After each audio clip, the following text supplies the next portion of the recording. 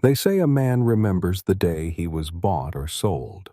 Hell, I wasn't even the one on the block, but I remember the rain, the hush, the shame of it all. That day's still sharp as a knife in my mind. Picture this: a woman, hair like dry wheat, feet bare and bleeding, standing on a platform of old crates, not crying, not begging, just staring off into something none of us could see. That woman was me, Josie Harper, though I barely answered to that name by then. I was 24, but sorrow made me older. And on that soaked morning in Red Bluff, I figured my story had ended. Turned out, it was only beginning. You ever hear a crowd go silent, not out of respect, but out of cowardice? That was Red Bluff the day Mabel Boone, my mother-in-law, auctioned me off like a mule gone lame. "She can't give my boy no children, but she'll cook and clean," Mabel bellowed, waving a fat hand at me like I was a sack of flour. $1 for a day, a week, or a lifetime. I don't care." Her voice was all vinegar and bile. Never mind the preacher looking away, the sheriff nowhere in sight. Folks stood just close enough to watch, but not close enough to help. I didn't cry. I'd done enough of that behind locked doors. I just fixed my eyes on the hills, let the rain soak through my dress, and waited for the world to swallow me up. Then Otis Clay, the saloon man with a pipe always stuck in his jaw, ambled forward, flipping a silver dollar on the boards. "Could use someone to clean out the back room," he muttered, not meeting my eyes. "Sold," Mabel crowed, her hands clapping like gunfire. That should have been it, right? Story over. Except life's never that tidy out here. Just then, hoofbeats cut through the rain. Slow, heavy. Everyone braced like they expected gunfire. A tall man rode in.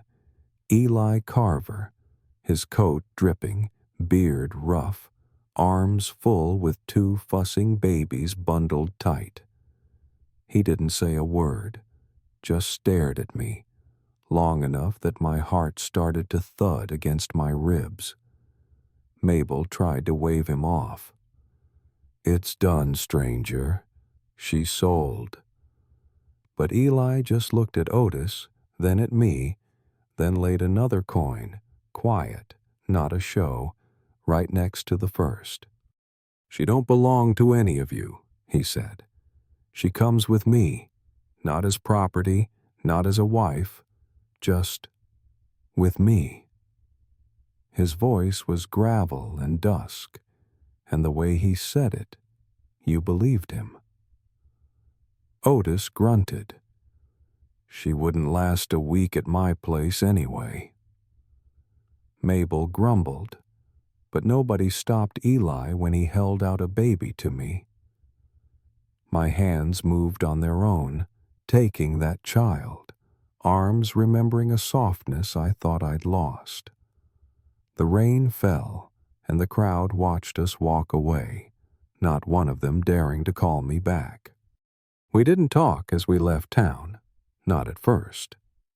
His horse was black and steady, the world quiet but for the squall. By the time we reached Eli's cabin, my feet were mud-caked, but I still cradled the baby like I'd been born for it. The place wasn't much. Slumped roof, windows crooked, wood smoke curling from the chimney. But it was dry.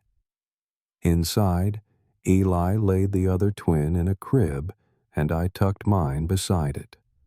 We moved slow, careful, like folks waking from a bad dream.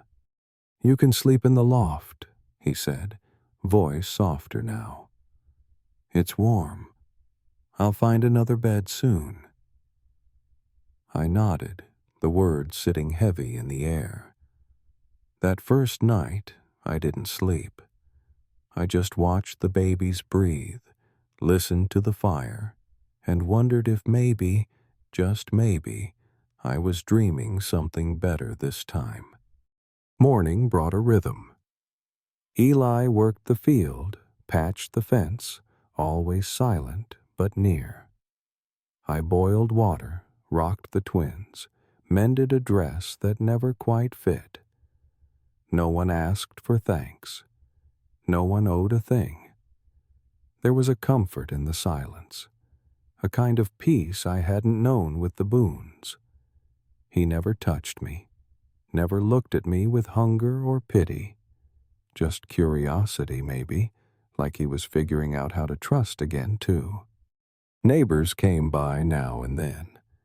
Widow Ramsey dropped off beans and gave me a look that said she'd heard plenty, but wouldn't judge. The blacksmith's wife left old baby clothes and a warning. Mabel Boone don't let go so easy. That rattled me more than I let on. Mabel's words echoed in my head, all sharp edges, useless, barren, dead weight. Some days I believed her. Most days, Eli's quiet presence drowned her out. We never spoke about the past, not really. I didn't ask what happened to the twins' mother. He didn't press about the bruises Mabel left behind. Sometimes I'd catch him watching me, hands raw from work, eyes older than his years. Once, he split his shoulder fixing a beam. I tore a strip from my nightgown to bind it.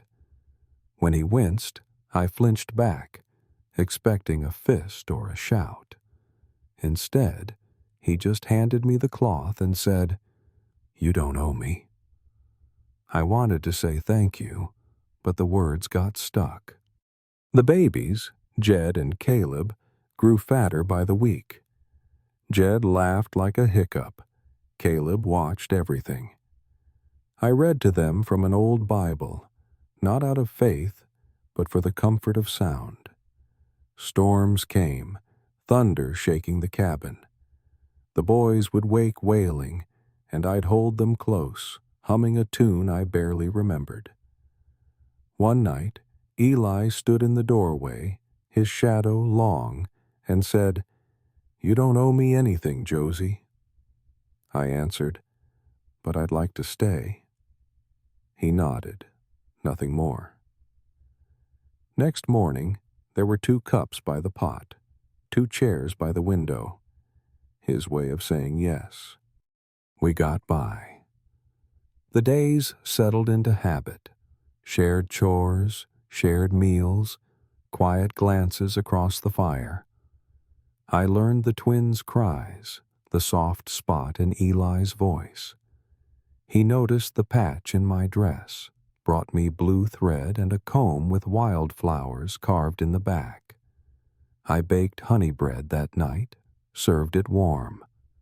He ate, nodded once, and that was enough. Then came the letter. Smelled like trouble before I even opened it. From the Boones, a cousin's hand saying Peter, my late husband, was gone, and Mabel wanted me back as part of the family for decency's sake. I read it twice, folded it neat, and tried not to shiver. Eli didn't say a word. That evening, I skipped supper, sat in the loft with my knees hugged tight. He climbed up, sat close, and asked, "Do you want to go back?" I shook my head. They never wanted me. Not really. Only now that there's no one left to blame. He just nodded, said, "You're not alone." But for a while, I felt as rootless as a tumbleweed in a storm. I kept waiting for the other boot to drop, and sure enough, it did. One gray morning, Rain pounding, a wagon rolled up. Mabel herself, looking meaner than a wet rattler, with 2 town men and a lawyer in tow. She called out, "You've played house long enough, Josie. It's time to come back where you belong. Peter's gone, and you're still Boone's blood." Eli stood in the door, blocking her view. "She's not going anywhere," he said, quiet but dangerous. The lawyer flashed papers, muttered about property and guardianship. Mabel sneered. "She ain't your wife, Carver. The twins ain't yours by blood or law. Sheriff'll back me up." Behind her, the men shifted their weight, ready for trouble. Jed started to cry, then Caleb. I stepped forward, my body shaking, but my voice holding steady. "You sold me like livestock, Mabel. I ain't coming back." She spat at my feet. "You'll regret this. He can't keep you safe." Eli squared his jaw, eyes never leaving hers. "She's safe here. More than she ever was with you." Mabel's men tried to push past, but just then Widow Ramsey and the preacher appeared on horseback, the sheriff close behind. The preacher handed the sheriff a folded document, Eli's property deed, the twins' birth certificates, a signed statement. Sheriff read it, then said, "Mabel, you've got no claim here. Josie's free. Carver's the twins' guardian. Law says so." Mabel's face went white, then red, then ugly with rage. "This ain't over," she hissed, but even she knew it was. She climbed back in her wagon, the wheels groaning through the mud, and didn't look back. I shut the door, leaned against it, heart pounding. Eli stared at the fire. "You didn't have to stand up for me," I whispered. "I know, but I did." I crossed the room, hands shaking, but found his. The air was thick with storm and something sweeter. For the first time in my life, I felt more than what had been done to me. Maybe we didn't call it love, not yet. But as the storm eased, I watched the man who'd rescued me with nothing but a coin and his word, and realized I wasn't just surviving anymore. I was becoming something new. The world outside was still wild, the past still close, but the fire inside that cabin was mine to tend. Out west, folks say justice moves slow, but when it comes, you'll feel it in your bones, and that's the damn truth.